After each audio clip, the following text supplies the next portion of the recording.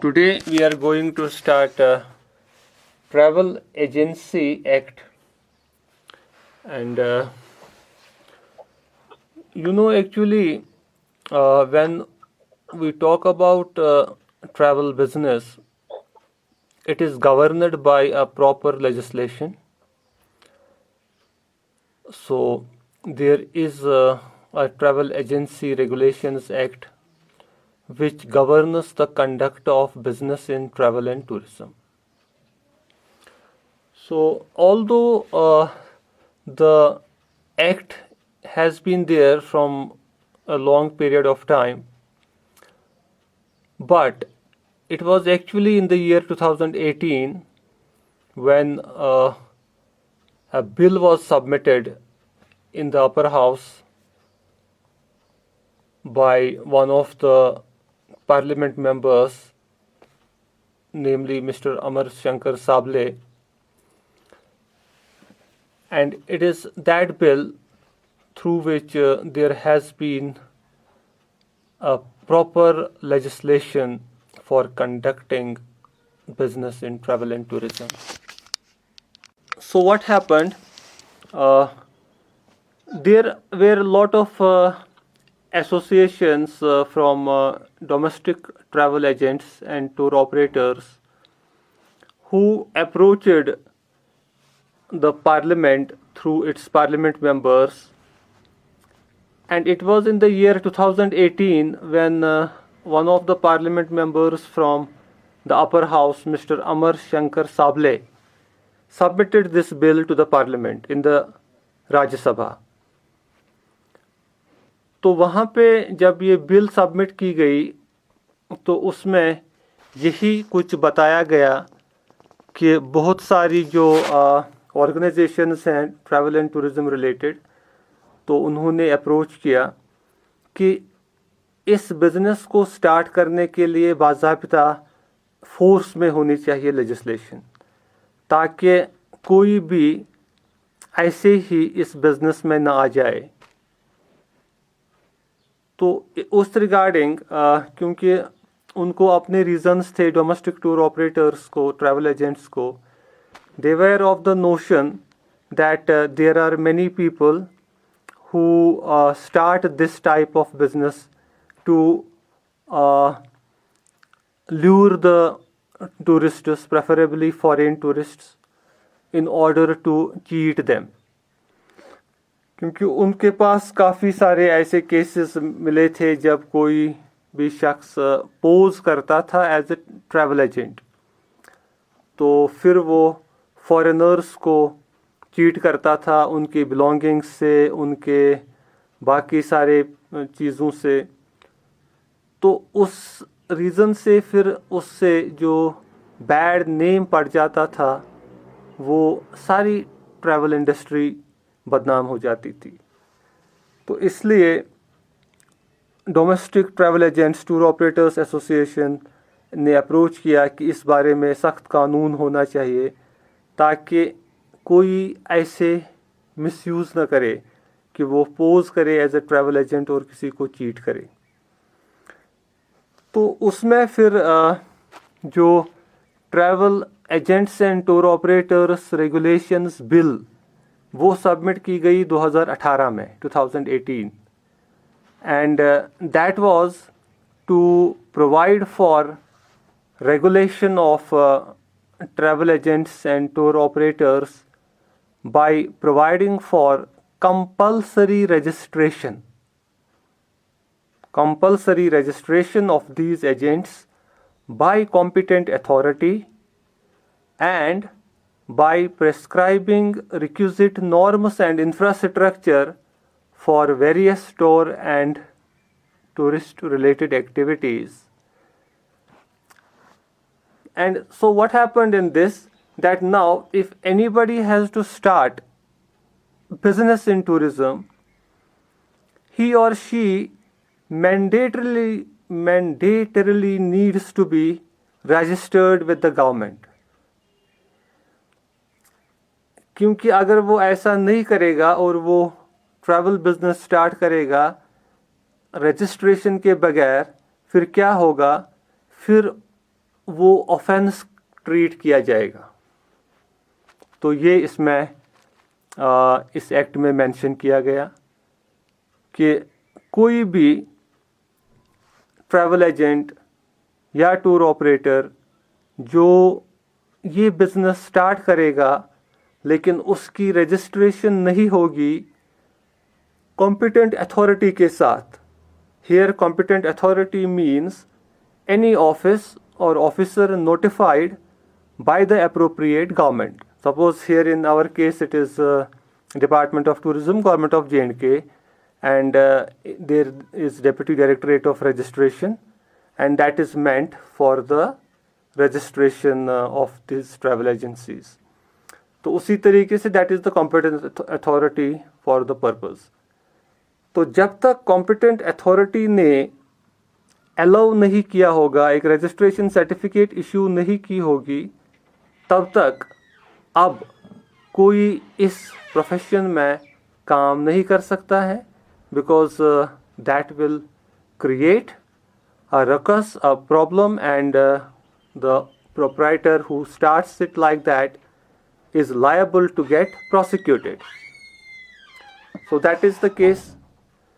Second thing is that उससे ये होता है कि जो भी ये काम स्टार्ट करेगी तो उनके पास वो सारा इंफ्रास्ट्रक्चर जो कि रिक्वायर्ड है इस काम को स्टार्ट करने के लिए वो लाजमी होना चाहिए, क्योंकि ये जो रेगुलेशंस बिल है इसमें ये सारी चीज़ें पूरी तरह से मेंशन्ड हैं।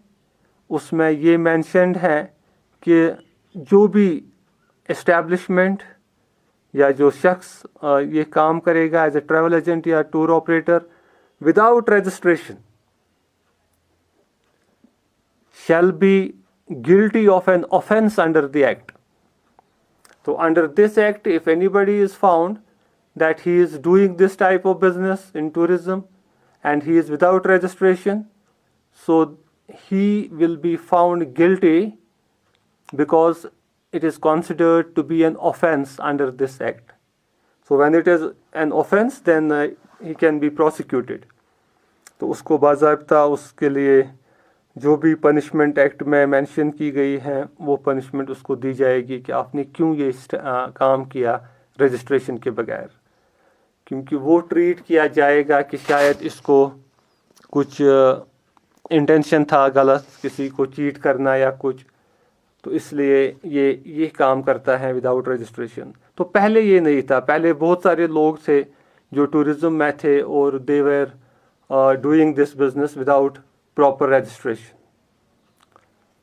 तो इसमें इस एक्ट में बाज़ाब्ता मेंशन किया गया है कि जो भी अप्लाई करेगा to the competent authority for the purpose of registration तो उसको बाज़ाब्ता 45 डेज़ लगभग में वो सर्टिफिकेट इशू की जाएगी। ये एक्ट में मेंशन्ड है कि उस प्रोसेस में लगभग 45 डेज़ के अराउंड लगेंगे उसको, मगर उसको अपने डॉक्यूमेंट्स जो हैं वो कंप्लीट करने हैं, वो सबमिट करने हैं प्रॉपरली। और इसमें बाज़ाब्ता जो एप्लीकेशन फॉर्म है वो सबमिट करना है, एप्लीकेशन फ़ी जो प्रेस्क्राइब किया है गवर्नमेंट ने वो सबमिट करना है, और उसके बाद जो इंफ्रास्ट्रक्चरल रिक्वायरमेंट्स हैं वो बाज़ाब्ता नोटिफाई की जाती हैं। आवाज़ नहीं आती है? आज तो मैंने कैमरा भी इसीलिए बंद किया क्योंकि सिग्नल थोड़ी वीक लग रही है।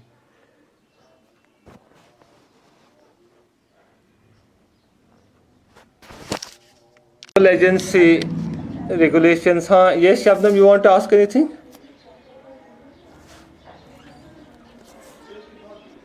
You want to ask anything?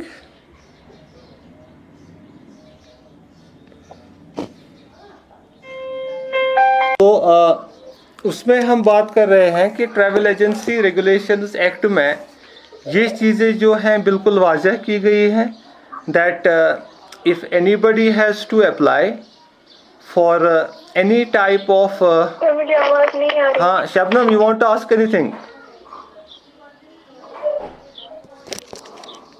आपको नहीं आ रही है आवाज?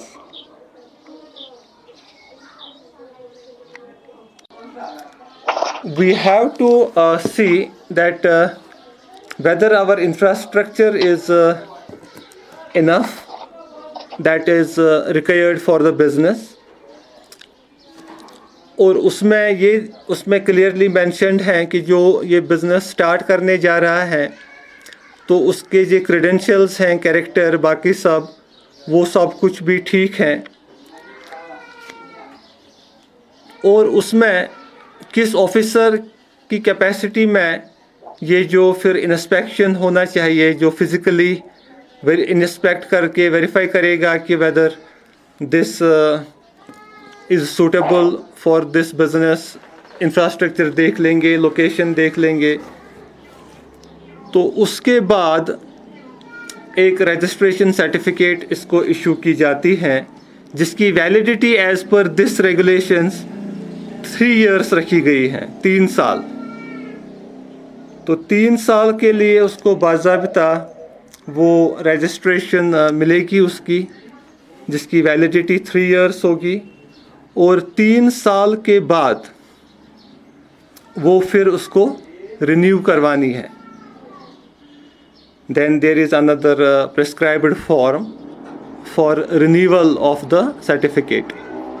तो उसमें क्योंकि उन 3 सालों के दौरान वो देखते हैं कि इसका कंडक्ट कैसा रहा, कि कहीं ऐसा ना हो कि कंप्लेंट्स आ गई इसके ख़िलाफ़ टूरिस्ट्स की ओर से, तो वो चीज़ें प्रॉपरली देखी जाती हैं, तो उसके बाद ही उसको रिन्यू किया जाता है।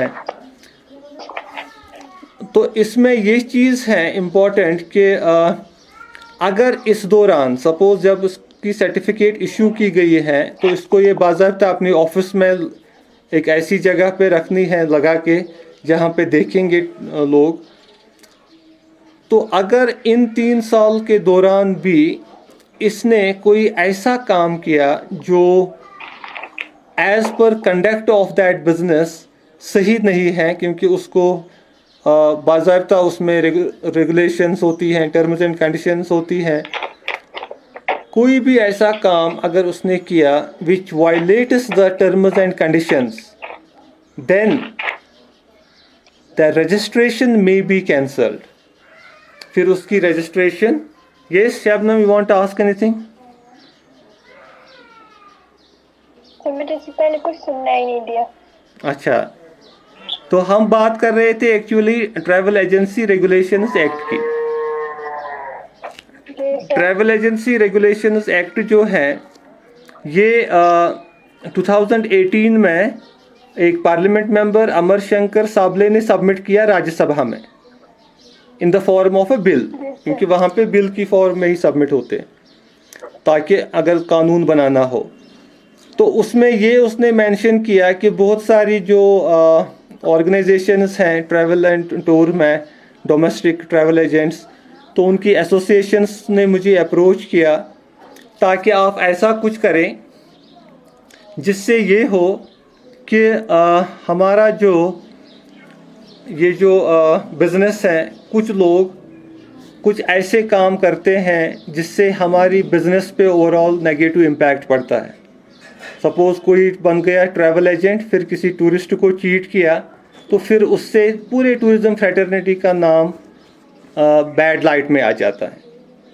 तो इसलिए उन्होंने गवर्नमेंट को बोला कि आप पूरी तरह से कुछ ऐसी लेजिस्लेशन रख दीजिए ताकि कोई खुद से ये काम स्टार्ट ना करे जब तक उसको प्रॉपर गवर्नमेंट की अप्रूवल ना हो। तो वही चीज़ उन्होंने वाज़ह किया बिल की सूरत में। तो उसमें ये कानून बन गया कि अगर कोई भी टूरिज़्म रिलेटेड काम करेगा विदाउट रजिस्ट्रेशन, सपोज़ कोई एज ए ट्रैवल एजेंट काम करेगा लेकिन उसकी रजिस्ट्रेशन नहीं है, तो वो कंसिडर किया गया एक ऑफेंस, ताकि ये रोकने के लिए कि कोई खुद से विदाउट रजिस्ट्रेशन ऐसा काम ना करे। अब जब किसी को ये बिज़नेस स्टार्ट करना है तो first of all he or she has to approach to the concerned department for registration। तो रजिस्ट्रेशन सर्टिफिकेट इशू करने से पहले डिपार्टमेंट बहुत चीज़ें देखेगा। डिपार्टमेंट ये देखेगा कि ये जो शख्स हमारे पास ये बिज़नेस स्टार्ट करने के लिए एप्लीकेशन डाल रहा है, कहीं ये शख्स किसी गैर कानूनी काम में मुलव्वस तो नहीं है। तो वो उसके बाज़ाब्ता क्रेडेंशियल चेक कर लेंगे। उसके लिए उसको उन्होंने बाज़ाब्ता रखा है कि आपकी एक बाज़ाब्ता वेरिफिकेशन होनी चाहिए, पुलिस वेरिफिकेशन। तो उसमें वो उसका कैरेक्टर के बारे में अपना ओपिनियन देंगे कि हाँ ये इसका कैरेक्टर अच्छा है, ये किसी को चीट नहीं करता है, बाकी सब चीज़ें। तो उसके बाद उसको ये हो गया एक चीज़। दूसरा चीज़ वो देखेंगे कि क्या इसके पास रिक्वायर्ड इंफ्रास्ट्रक्चर है, सूटेबल ऑफिस जो ज़रूरत है, सूटेबल इक्विपमेंट्स जो इस बिज़नेस के लिए चाहिए, सूटेबल फिनेंस जो पैसा कुछ चाहिए स्टार्ट करने के लिए ऐसा बिज़नेस, वो सारी चीज़ें उसके पास हैं, या सूटेबल एक्सपर्टीज़। तो उसके बाद ही वो उसको ऐसी रजिस्ट्रेशन इशू कर लेंगे। तो इससे क्या होगा, इससे ये काम वही शुरू करेगा जो वाकई इस काम को करने के लायक होगा। तो that was actually the purpose of this registration of this regulation. अब बिल जब इसकी सबमिट हो गई, उस पर एक लॉ बनता है, तो उससे ये हुआ कि कोई इस काम को गैर कानूनी तरीके से नहीं कर सकता है। तो that was the purpose of this bill.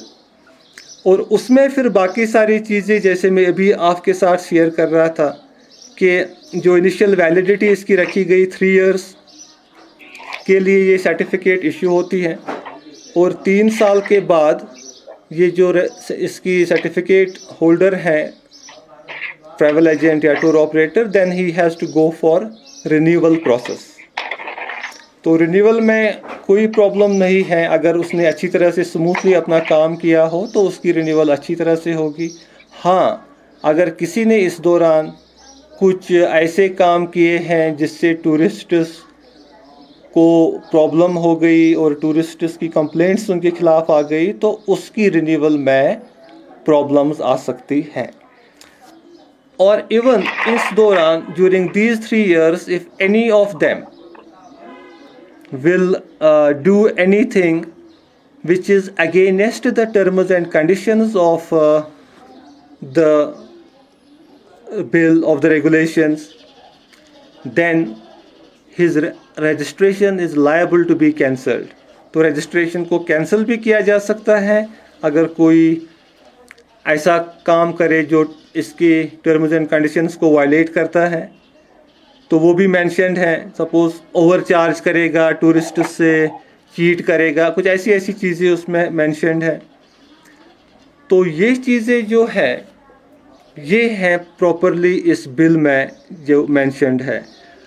हाँ, अगर आप सपोज डिपार्टमेंट को किसी की रजिस्ट्रेशन कैंसिल करनी है, किसी ट्रैवल एजेंसी की, तो उनको पहले उसको एक रजिस्टर्ड लेटर भी भेजनी है कि हम आपकी रजिस्ट्रेशन कैंसिल करने जा रहे हैं, उसका रीज़न ये है। उस पर बाज़ाब्ता वो रीज़न भी लिखना है कि आपने ऐसे किया था, आपने ऐसे टूरिस्ट को चीट किया है, या कुछ जो भी है, तो वो प्रॉपरली लिखना है और उसको भेजना है।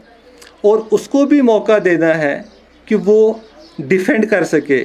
सपोज़ फॉर एग्ज़ाम्पल कभी ऐसा भी हो सकता है कि कोई चीज़ फैक्चुअल नहीं होता है, तो अगर कुछ ऐसा हो तो ट्रैवल एजेंट को भी अपनी डिफेंस में वो उनके पास जा सकता है कि नहीं जी ये मिसअंडरस्टैंडिंग हुई है इस रीज़न से। तो उसमें भी वो पॉसिबिलिटी है कि दे विल रिथिंक और reconsider there decision, right. So this is about the travel agency regulations bill. ये समझ में आ गया आप सबको? जी सर। ओके। तो फिर उसके अलावा कुछ और इश्यूज़ हैं, लीगल इश्यूज़ जो टूरिज़्म में है। कुछ लीगल इश्यूज़ हैं ऐसे जो टूरिज़्म में हैं, जहाँ पे सपोज़ कभी कुछ ऐसे अनटुवर्ड इंसिडेंट्स होते हैं जिसकी वजह से कुछ लीगल इश्यूज़ अराइज होते हैं। जैसे मैंने कहा कि खुदा न खास्ता कभी किसी टूरिस्ट की डेथ होती है डेस्टिनेशन पे किसी होटल के अंदर, नेचुरल कॉज या कुछ और, तो वो एक अनटुवर्ड सिचुएशन बन जाती है। तो उसमें बाज़ाब्ता एक प्रॉपर लेजिस्लेशन है, मतलब वो लीगल इश्यूज कुछ अराइज हो सकते हैं। तो उसके लिए भी जो बाज़ाब्ता एक चार्टर है कि कैसे उन सिचुएशंस पे लीगली कैसे एक्ट करना है, तो वो भी है। जैसे कि हम पिछली बार डिस्कस कर रहे थे travel insurance. Travel insurance mandatory होता है, मतलब बहुत सारी टूर कंपनीज ने इसको अपनी तरफ से भी मैंडेटरी रखा है, क्योंकि यही लीगल इश्यूज जो अराइज होते हैं, सपोज ये लायबिलिटी अदरवाइज में भी लीगल इश्यूज की वजह से टूर ऑपरेटर पे आ जाएगी।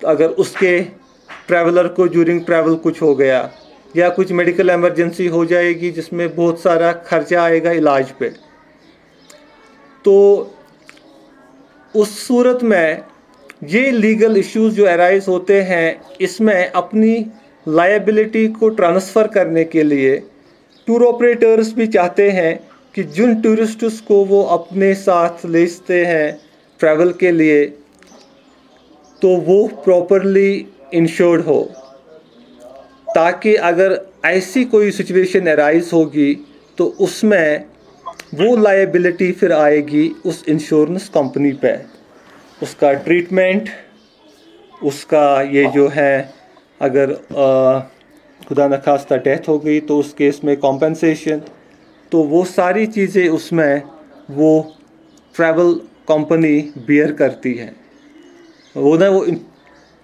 इंश्योरेंस कंपनी बियर करती है, राइट।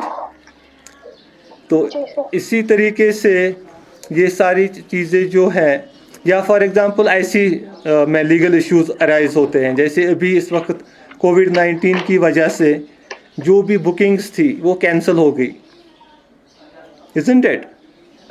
तो इसमें जो टूरिस्ट्स ने पैसे ऑलरेडी भरे थे पैकेजेस के लिए, और टूर ऑपरेटर्स ने वो पैसा आगे होटेलियर्स को दिया था एडवांस में या बाकी कुछ, तो इसमें भी लीगल इश्यूज अराइज होते हैं कि किस हद तक उनको रिफ़ंड करना है टूरिस्ट्स को, क्योंकि यहाँ पे जो है ये उसका एक टर्म है फोर्स डी मैज्योर, क्योंकि ये जो है ये सिचुएशन किसी के हाथ में नहीं थी, क्योंकि नेचुरल डिज़ास्टर, ऐसी पैंडमिक्स या बाकी, तो ऐसे में ये मत किसी ने विलफुली किया। Suppose tour operator package operate ना कर सका, लेकिन ये मत उसने जानबूझकर किया कि या उसको पर्सनल कुछ ऐसी प्रॉब्लम हुई जिसकी वजह से वो ऑपरेट ना कर सका। ये एक सिचुएशन ऐसी बनी जहाँ पे वो मजबूर था, क्योंकि गवर्नमेंट की तरफ से बैन्स इम्पोज हो गई फ़्लाइट्स पे, बाकी सारी चीज़ें, तो ऑपरेट नहीं हो सके टूर्स। तो ऐसे चीज़ें जो हैं ये लीगल इश्यूज बनते हैं, क्योंकि मे बी टूरिस्ट कल को क्लेम करेगा मुझे रिफ़ंड कर दीजिए पैकेज का पैसा, और टूर ऑपरेटर बोलेगा मैंने तो वो पैसा ऑलरेडी एयरलाइंस होटल्स को दे दिया है बुकिंग्स के लिए, और मेरी उसमें कोई गलती नहीं है।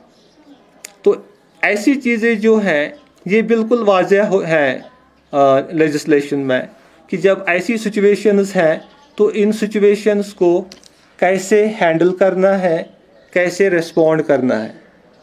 You got it. तो ये गिवन होता है उसमें कि कहाँ पे टूरिस्ट को रिफ़ंड मिलेगा, कहाँ पे रीशेड्यूलिंग होगी, कहाँ पे ये होगा। तो और इसमें जो टूर ऑपरेटर या ट्रैवल एजेंट ने ऑनवर्ड ट्रांजैक्शंस किए हैं होटल्स के साथ, उनको कैसे करना है इसको डील ऐसी की सिचुएशंस में। तो ये सारे जो हैं ये लीगल इश्यूज होते हैं इन टूरिज़्म, जो पूरी तरह से डिसाइडेड हैं, जिसका कोर्स ऑफ एक्शन डिसाइडेड है कि what to do in a particular situation. Okay, so with this we complete this travel agency and tour operations in inshallah our next topic will be, we will start the remaining part of the basics of management, जो ना वो paper है। तो अब हम अगला lecture उसी पे करेंगे, जो इंशाल्लाह बेसिक्स ऑफ मैनेजमेंट में हमने कितना किया था अर्लियर, तो उसको हम ऑनवर्ड करेंगे इन आवर नेक्स्ट लेक्चर। ठीक है? Yes, sir.